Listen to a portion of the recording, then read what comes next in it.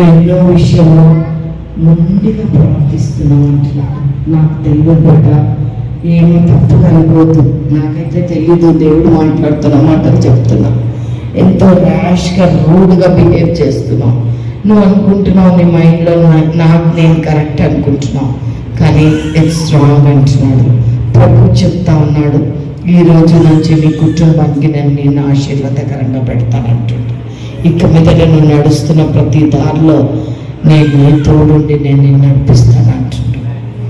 It's not, దేవుడు చెప్తా ఉన్నాడు, బిడ్డ నిజంగా నువ్వు కొన్నిసార్లు అనుకుంటావు, ఏడుస్తూ ఉంటారుగా, కొన్నిసార్లు నవ్వుతావు, కొన్నిసార్లు నేను ఎందుకు ఇట్లా చేస్తున్నా అనుకుంటావు, ఎక్కువైతే నేనే కరెక్ట్ అనుకుంటావు. కానీ ప్రభు చెప్తా ఉన్నాడు, నిజమా ఇవన్నీ? నిజమా? రేపు అవునా ఆంటీ, గట్టిగా చెప్పండి, పడతాను దిగ్గుపడుతుంది. ఇంతమందిలో దేవుడు నీతో మాట్లాడుతున్నట్టే బిడ్డ, నిన్ను దేవుడు ప్రేమిస్తుండు. ప్రేమిస్తలాడు. హల్లెలూయా, హల్లెలూయా.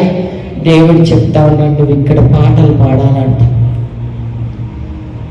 పాటలు పాడాలంట. నువ్వు ఇక్కడ చక్కగా దేవుని ప్రతి ఆదివారం ఇక్కడికి నువ్వు వచ్చి పాటలు పాడాలా, దేవుణ్ణి ఆరాధించాలంటున్నాడు.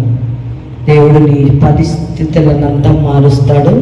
ఏ విధంగా అయితే నువ్వు నీ యొక్క ప్రవర్తన బిహేవియర్ ఉందో మంచిగా నువ్వే కాదనం, కానీ కొన్ని ఏవైతే నీ కుటుంబానికే కాదు దేవునికి ఇష్టం లేని వాటిని అంతా తీసేస్తాడంట.